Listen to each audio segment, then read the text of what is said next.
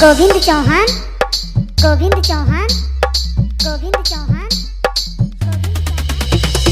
गंगापुर काजी आजमगढ़, गंगापुर काजी आजमगढ़। सिंडिल के मार लगे खो जाता रहा, हाली में खाली ना हो जाता रहा। क्या बोली हो, क्या बोली हो, क्या बोली हो, क्या बोली हो?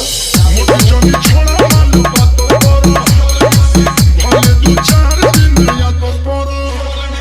हमारे बोदा तुम कोई चाहो भाला, हम तारो लाला।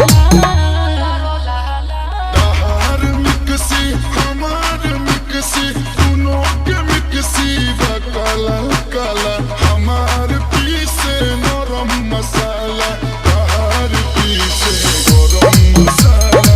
हमार पीसे नरम मसाला, तहार पीसे गरम मसाला।